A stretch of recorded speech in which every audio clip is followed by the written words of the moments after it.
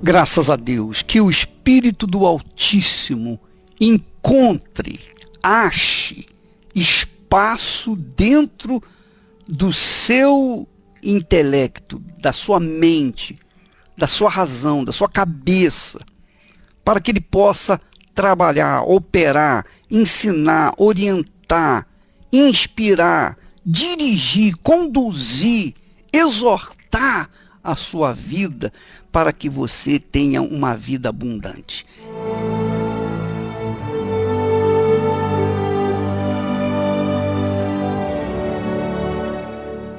Muito bem, minha amiga, meu amigo ouvinte. Eu ouvi uma palavra, uma pergunta.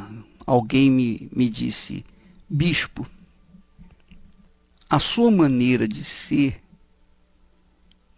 é como aquela pessoa que pergunta: o que você prefere? O beijo da mentira ou o tapa da verdade? O que as pessoas preferem? O beijo da mentira, do engano, da ilusão, do sentimento, ou o tapa da verdade, a verdade que dói, que machuca, a verdade que vai lá no profundo do ser da pessoa, mas traz a liberdade, traz a cura interior. O que a pessoa prefere? Bem, eu tenho trabalhado com o tapa da verdade. E eu sei que, por conta disso, o diabo, o inferno, o mundo se volta contra nós. Mas isso não importa, porque Jesus disse assim: olha, se eles me odiaram, vão odiar vocês. Se odiaram o meu Senhor, quanto mais os seus servos. Mas o fato é que nós vamos continuar dando o tapa da verdade para poder ver se salva a pessoa.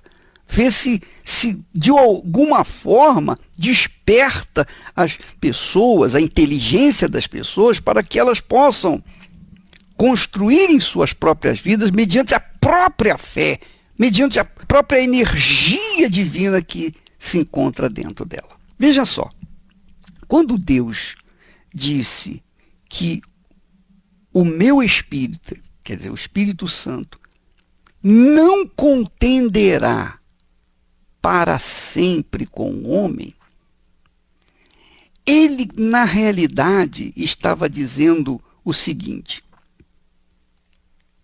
eu não vou ficar para sempre cobrando a minha vontade, disputando a minha vontade com a sua vontade. Eu não vou ficar cobrando a minha vontade de você para sempre.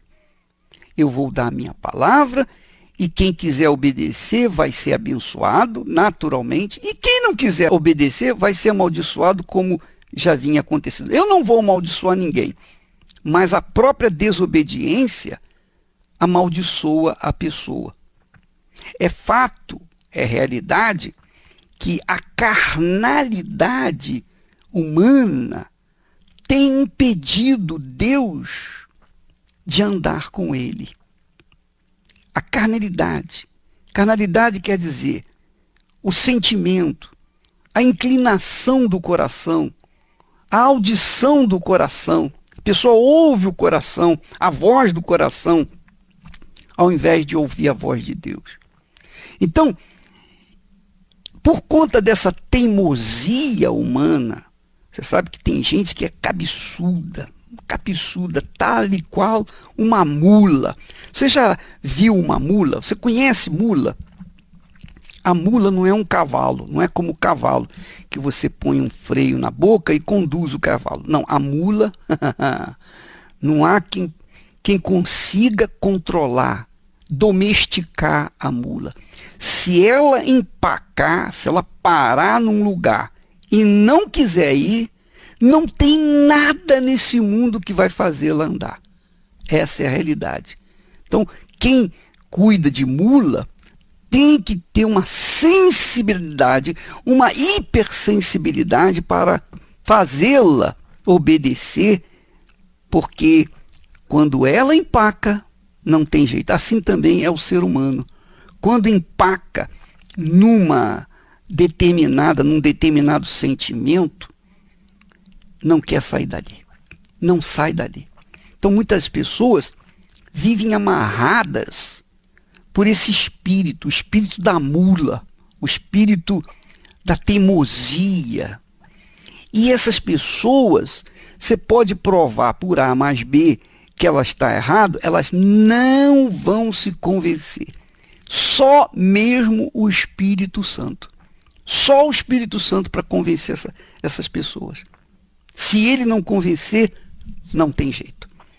E Deus está falando, olha, o meu espírito não vai ficar trabalhando, convencendo, falando, se a pessoa insiste em seguir na sua teimosia.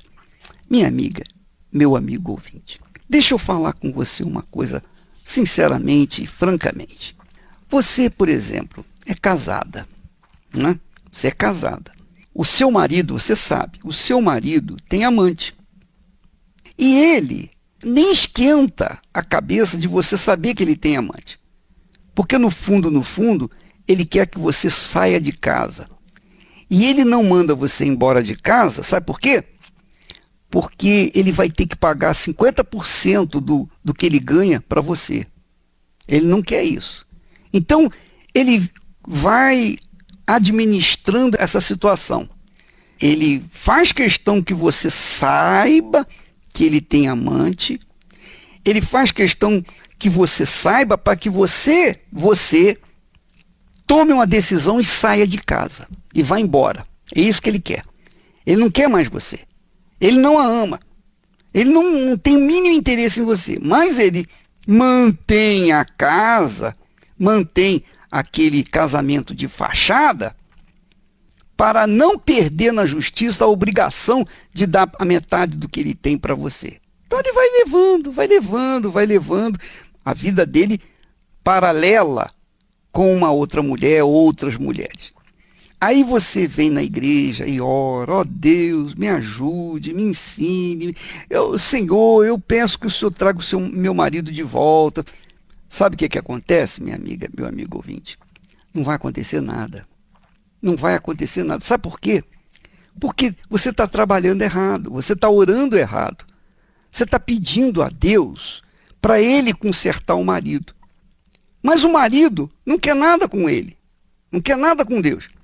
Então você tem que orar de forma inteligente.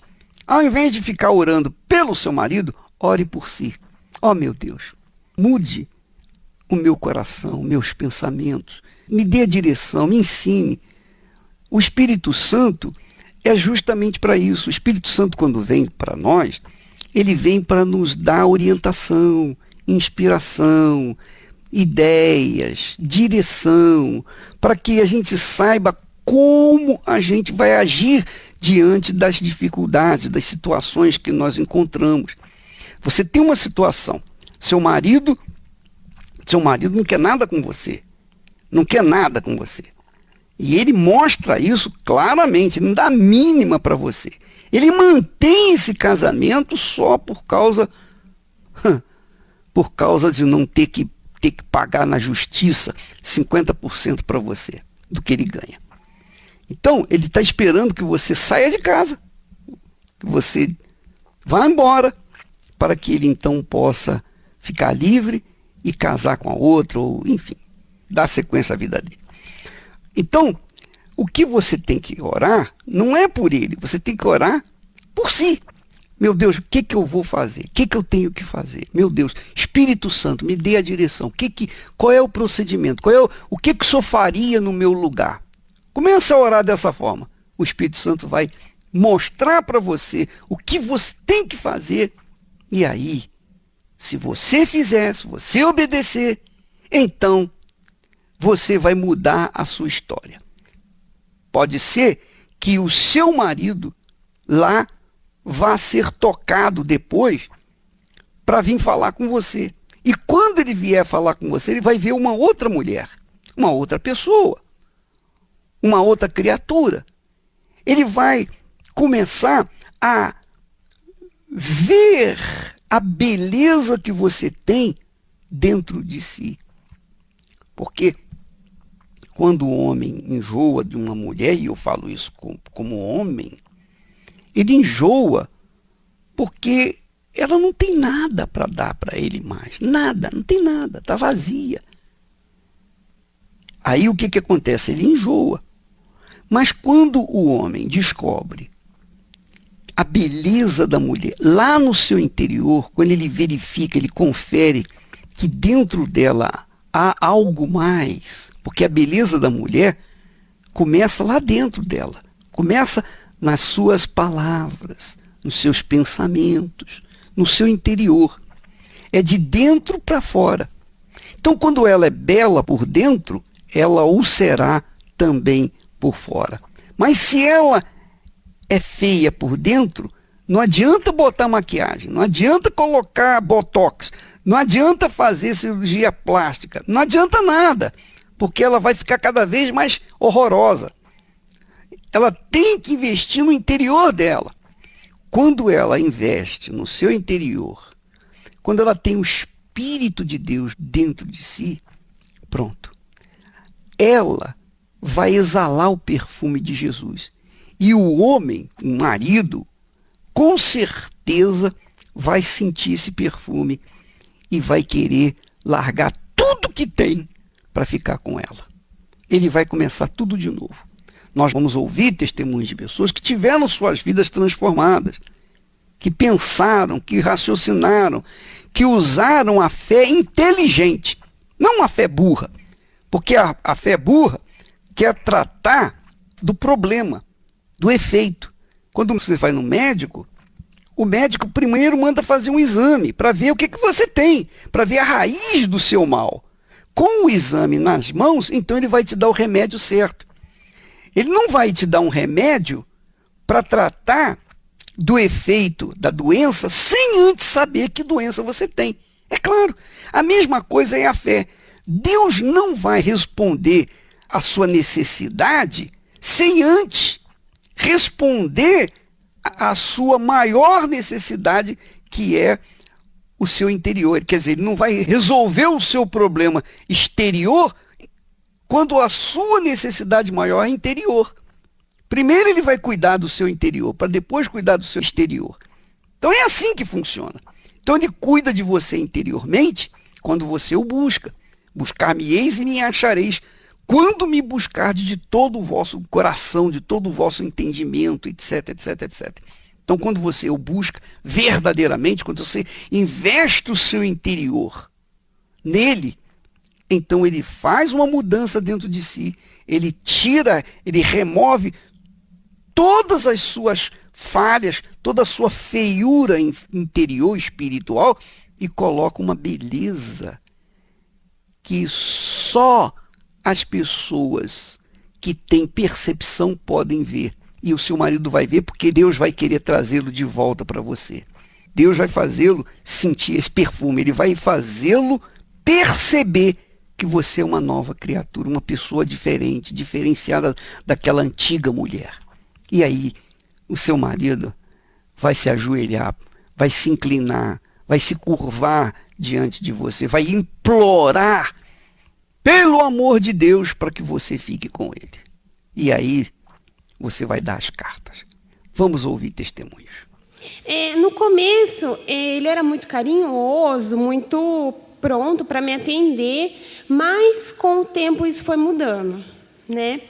Ele começou a me trair e havia muita briga, todo dia tinha briga, agressão, e eu era muito descontrolada. Eu partia para cima dele já para agredir ele. E isso no namoro? No namoro. Via as atitudes dela como um louco, dava risada da cara dela.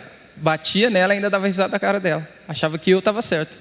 Aí eu cheguei já a tentar 2 vezes o suicídio por conta dele, porque eu fazia dele assim, a minha base, a minha estrutura, ele era meu tudo. Eu deixava a minha família, eu brigava com qualquer um por causa dele. Até que um dia me convidaram para a palestra, né? E aqui eu aprendi, no primeiro dia que eu cheguei, a me valorizar, que eu tinha que ser diferente, que eu tinha que mudar.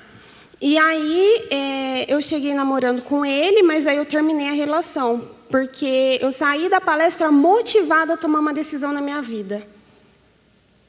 E então eu tomei a decisão, acabou o relacionamento. A gente vivia uma vida de casado, namorando. Desse jeito eu aprendi, não dá. Tinha dias que eu estava em casa, eu chegava da palestra, eu queria ligar. E eu falei, não é justo. Poxa, eu tenho que manter essa decisão, né? E foi difícil, mas eu consegui. Vindo na palestra, eu tive essa força para manter a decisão que eu tinha tomado, de não ligar, de não correr atrás, e eu consegui. Como a gente terminava, a gente ficava no máximo uns 3 dias terminado. E sempre ela vinha atrás depois. Eu falava, então é mais uma delas. Ela largou de mim, daqui a pouco ela volta atrás. Só que nisso foi passando o tempo. E ela não veio atrás, não ligou, não mandou mais mensagem. E eu também não comecei mais a ver ela. Então, isso já despertou um interesse em mim. Pô, o que aconteceu? O que será que aconteceu com ela que ela não está vindo mais atrás de mim? Até que um dia eu vim. Eu vim no primeiro dia, vim desinteressado, vim mais por causa dela, para ver o que aconteceu, o que fizeram na cabeça dela que mudou ela. Aí eu comecei a praticar. E aí foi havendo a mudança também dentro de mim. E aí conversei com ela, ela viu que eu mudei também, mas não quis ainda nada comigo. Até que um dia eu cheguei para ele, eu falei, olha, pode conversar comigo tranquilo, eu não tenho nada com você, mas assim, vamos ter uma amizade saudável. Oi, tudo bem, né? Porque é muito chato ficar entrando aqui de cara virada um para o outro. E depois disso, a gente começou a se aproximar mais. Aí eu vi realmente que ele mudou, que ele já estava bem firme, e resolvi voltar com ele, né? Aí foi um namoro totalmente diferente, certinho até o dia que a gente já decidiu casar, porque a gente já voltou e falou assim, bom, se você me ama mesmo, agora você vai me assumir, você vai querer um compromisso sério comigo. E foi isso mesmo. Então, a partir dessa atitude dele, que eu já vi, bom, ele falou, bom, agora eu volto para você para casar. E essa atitude me fez ter certeza que ele tinha mudado. E aí a gente aceitou, eu aceitei, né? Estão casados há quanto tempo agora? Fez 3 anos. 3 anos. 3 anos. Como é que tem sido o casamento? Diferente? Totalmente diferente, né? Hoje a gente ainda é firme nas palestras, a gente tem aprendido todos os dias como lidar, né, um com o outro. Hoje eu sou uma pessoa controlada, totalmente controlada. E eu tenho a convicção que ele não me trai, porque isso eu consegui na palestra resgatar a confiança que eu tinha perdido nele. Eu fazia dele o meu sol, né? Então, quando ele veio da separação, eu me submeti no começo, no início, e saber que ele estava com outra pessoa e tentando reconquistá-lo, ainda estar com ele dentro de casa e aceitá-lo ainda como meu marido. Eu comecei a pensar, né, daí eu ouvia nas palestras, né, que não adianta agir pelo coração, que eu sempre ia agir pelo coração e sempre me dava mal. Então eu comecei a pensar, eu falei, como que é uma relação, um relacionamento, se só eu estou me dando e ele está querendo me dividir com uma outra pessoa? Que amor é esse que ele tem por mim? Então, mesmo doendo, falando não para o meu coração, às vezes, aquela luta mesmo, eu fui conseguindo vencer isso, e foi da onde que eu consegui o objetivo, né? Meu objetivo. Eu comecei a ver, né, que não precisava do amor dele para mim ser feliz, né? E que nem eu me amava. Né, que eu comecei a olhar e falei, não, eu não mereço isso, né? Eu não mereço, eu sempre respeitei, sempre fui dedicada a ele, e eu não mereço um homem desse tipo, né? Não foi para isso que eu casei. Então eu comecei a me valorizar e falar não e me posicionar, né? Então se ele quisesse viver a vida dele, que ele vivesse da forma que ele quisesse, mas sem mim. Em mim, um impacto foi assim, a ficha caiu. Finalmente.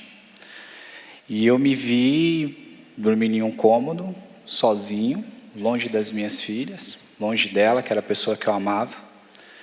E aí foi onde eu cheguei à conclusão, porque eu já ouvia das palestras, às vezes eu ouvia no rádio e tudo mais. E foi onde eu falei, não, eu preciso de ajuda. E eu comecei a buscar ajuda. Longe dela, eu vinha buscar, eu comecei a aprender, eu comecei a me curar, porque eu achava que ser homem era só prover o alimento dentro de casa e E isso de ter outra mulher era coisa de homem. Que ela pediu o divórcio, ela me chamou, nós fomos no fórum, nós demos entrada no divórcio. Foi onde eu mudei, eu comecei a ver tudo que eu estava fazendo de errado, aonde eu estava errando, e foi onde eu finalmente me decidi. Decidi, não, eu quero uma mulher só, eu quero uma esposa só, eu quero a minha esposa. Aí foi, ela vendo isso, foi que finalmente ela aceitou, tanto que a gente voltou, uns 2 dias antes da gente ir assinar o divórcio. Entendeu? E eu cheguei, eu falo absurdo porque é um absurdo, hoje eu percebo, eu cheguei a propor para ela de ficar com as duas. Eu falo, não, eu fico com vocês duas, eu sustento vocês duas, eu cuido de vocês duas. Desse relacionamento dele antigo, tem um filho. E eu falava que eu não perdoaria uma traição. E eu, além de perdoar uma traição, eu ainda, o filho dele vem de 15 dias, eu trato como se fosse meu filho. Hoje, nosso casamento é melhor do que antes. Somos casados há 15 anos, mas no início eu não tenho marido. Hoje o marido que eu tenho não é o mesmo quando eu casei. Hoje somos amigos, parceiros. Graças a Deus. Então, minha amiga, meu amigo, nós vimos como Deus trabalha. Ele trabalha no interior da gente. Ele não resolve um problema exterior, sendo que a raiz do mal está no interior. Primeiro, ele trabalha no interior, mas ele só trabalha no seu interior, no nosso interior, quando nós permitimos. Então, se você permite, ele vai trabalhar no seu interior. Nós teremos aqui no Templo de Salomão, a Cristiane e o Renato, dando aquela aula que instrui a pessoa como agir. Por exemplo, eu dei uma dica para você. Ao invés de você ficar procurando resolver o efeito do seu problema, o seu problema exatamente, você vai trabalhar para resolver a causa desse problema. A causa do problema, a raiz do problema. Ao invés de você ficar focando o problema, você vai focar a causa do problema, a raiz do problema. Meu Deus, qual é o meu problema? Resolva o meu problema que tem sido a causa desse problema. Resolva a causa desse problema que eu tenho vivido. E é isso que o Renato e a Cristiane estão fazendo aqui às 8 da noite aqui no Templo de Salomão. Você venha, você não tem que pagar nada. Existem muitos cursos bíblicos para casais nas outras igrejas, é muito interessante, mas normalmente esses cursos são pagos, etc. Aqui não, é de graça. Você vem, participa da palestra, do ensinamento, você recebe informações que vão ser de extrema importância para que você possa dar continuidade à sua vida. Você sabe que a informação é poder. Quem tem informação tem poder. Os Estados Unidos e os países do mundo inteiro gastam rios de dinheiro, inclusive no Brasil. O Brasil, o governo federal gasta rios de dinheiro em informações. Gasta mais com informações do que na formação de escola, no atendimento médico, em outras coisas importantes. Eles procuram obter informação para que eles possam se armar contra ataques externos. Então, a informação é um poder.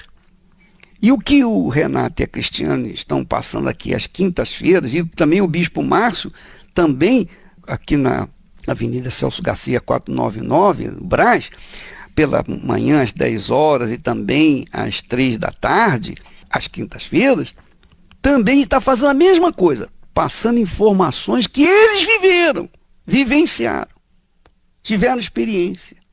Eles tiveram experiência. E eles estão passando as suas experiências para aqueles que são interessados, e de graça. São informações preciosíssimas. Não é literatura, não é filosofia, não é blá blá blá. Não, eles vivenciaram. Então eles podem falar. Eu vivenciei o deserto, eu sei o que é o deserto. Quando a gente fala a respeito de Jesus no deserto, tentado, eu sei o que é ser tentado no deserto, o que é ser levado para o deserto. Então eu posso falar, porque eu tenho autoridade para isso, eu vivi isso. Eu tenho autoridade para falar sobre família, porque eu tenho família, eu tenho um casamento. Eu posso falar sobre casamento, porque eu tenho quase 45 anos de casado. Então eu posso falar com você. Agora, vem uma pessoa que não tem um casamento feliz e quer falar de casamento, que história é essa? Vai falar sobre o quê? O que você vai passar? Mas na Igreja Universal do Reino de Deus, nós temos um trabalho assim. Nós vivenciamos problemas. E os problemas que nós vivenciamos, aprendemos e levamos à solução. Como tratar das raízes dos problemas. Aqui no Templo de Salomão, às 8 da noite em ponto, você tem que chegar antes, guarda o seu carro, tem estacionamento amplo para você, mas você chega bem antes, porque a aula começa às 8 da noite. Avenida Celso Garcia, 605. Graças a Deus. Então nós ficamos por aqui. Amanhã estaremos de volta nesse mesmo espírito, nessa mesma fé. E domingo, às 10 da manhã, nós estaremos dando sequência àquele trabalho de oração pelas pessoas que querem receber o Espírito de Deus. Domingo agora aqui no Templo de Salomão. Às 6 horas o Bispo Clodomir estará falando sobre a fé e nós estaremos às 10 horas tratando do recebimento do Espírito Santo. Porque sem o Espírito Santo, você pode ter certeza que não tem solução na sua vida. Então, às 10 horas eu estarei falando sobre isso. E orando para as pessoas receberem o Espírito Santo. Você sabe que o apóstolo Paulo perguntou aos discípulos que haviam se convertido ao Senhor Jesus. E ele perguntou, vocês receberam o Espírito Santo quando se converteram? Eles falaram, nós nem sabemos que existe o Espírito Santo. Então Paulo imediatamente estendeu as mãos, impôs as mãos sobre eles e disse, recebeu o Espírito Santo. Na mesma hora eles foram cheios do Espírito Santo. Então nós não temos condições para impor as mãos sobre as pessoas, pessoa por pessoa, mas nós temos autoridade para estender as mãos para todas as pessoas receberem o Espírito Santo. Todas as pessoas interessadíssimas, obviamente. Então, domingo às 10 da manhã e às 18 horas, o Renato e a Cristiane estarão de volta tratando daquela reunião, daquela palestra para pais e filhos. Deus abençoe a todos e até amanhã em nome do Senhor Jesus.